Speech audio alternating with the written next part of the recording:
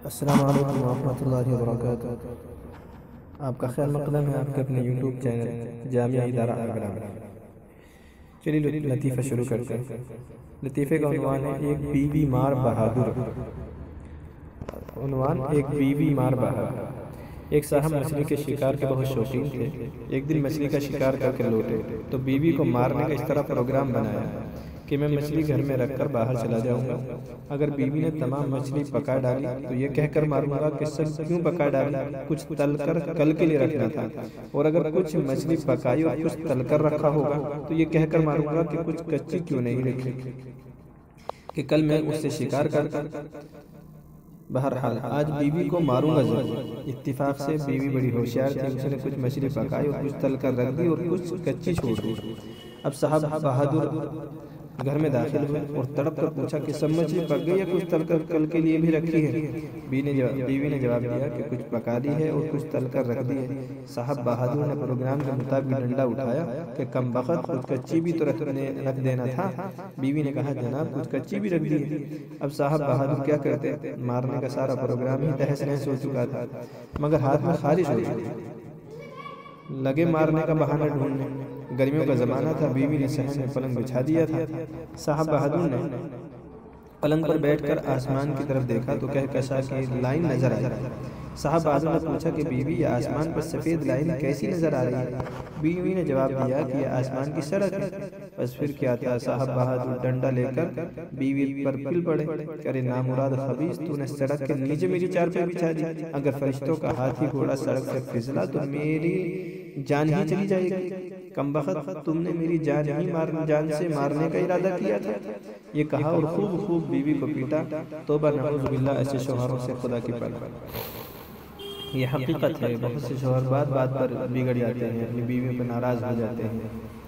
اللہ کے نبی صلی اللہ علیہ وسلم نے زندگی گزارنے کا بہت اچھا اصول بتایا کہ جب بھی کسی انسان کی تمہیں کوئی کمی نظر آئے تو اس کی اچھائی بھی دیکھ لیا کرو، اور جب آپ کو اچھائی اور برائی میں یہ لگے کہ اچھائی زیادہ ہے تو پھر وہ انسان اچھا ہے، اور اگر برائی زیادہ ہے تو پھر برائی۔ اور ہر انسان اچھا ہو یا برا، اس میں اچھائی اللہ تبارک و تعالیٰ نے رکھی ہے۔ تو جب بھی کوئی بات کسی کی برائی، کوئی غلطی ہمارے سامنے ہے تو اس کی اچھائی کو یاد کر لو تاکہ وہ اس کی برائی کا غصہ ختم ہو جائے۔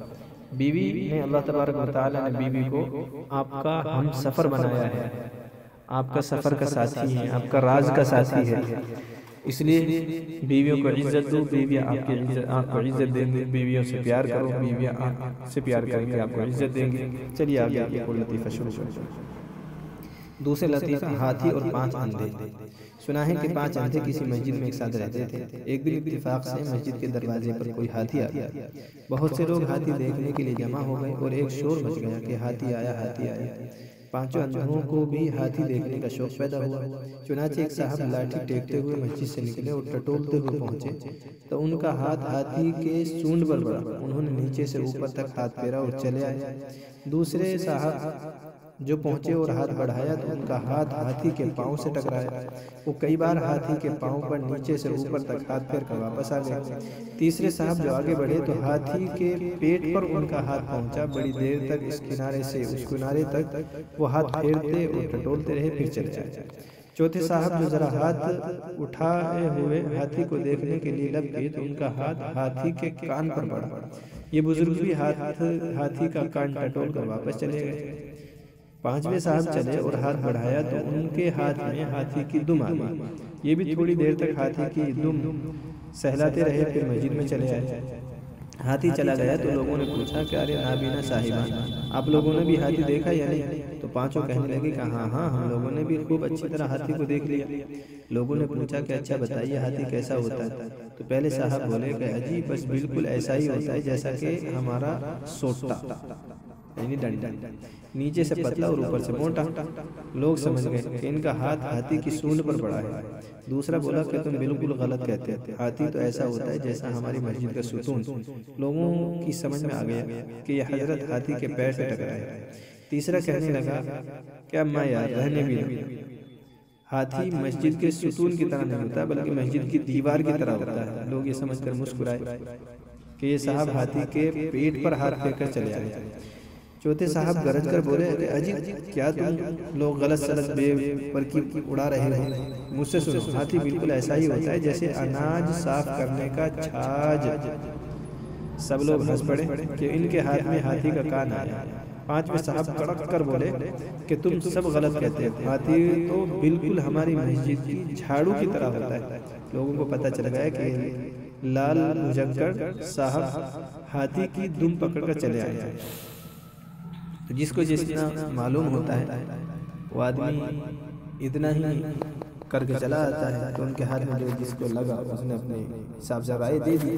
تو آدمی کو چاہیے کہ اپنی رائے دینے میں بھی احتیاط برتے۔ ایسا نہیں ہے کہ وہ رائے بھی جو چاہے اس سے مانگی جائے اور وہ فوراً سے پھینک دے، جسے ان اندھوں نے اپنی رائے پھینک دی۔ یہ تو بیچارے اندھے تھے، انہوں نے تو پھر بھی کچھ غریباً جانا۔ ہم لوگ تو لوگوں کو بہکانے کے لیے اور لوگوں کو بھٹکانے کے لیے اپنی پتہ نہیں کیا کیا رائے پیش کر دیتے ہیں۔ اس لیے اگر ہم سے کوئی رائے مانگے تو رائے امانت ہے، اسے امانت سمجھ کر کے رائے دینی چاہیے۔ اللہ تعالیٰ مجھے آپ کو عمل کرنا آسان فرمائے۔ اللہ صحیح سمجھ کر صحیح زندگی گزارنے کی توفیق عطا فرمائے۔ چلیے، اگر ویڈیو اچھا لگا ہو تو لائک کریں، شیئر کریں، سبسکرائب کریں اور بیل آئیکن کو پریس کریں تاکہ آپ کو ہر ویڈیو کا نوٹیفیکیشن مل سکے۔ ملتے ہیں انشاءاللہ اگلی ویڈیو میں۔ السلام علیکم ورحمۃ اللہ۔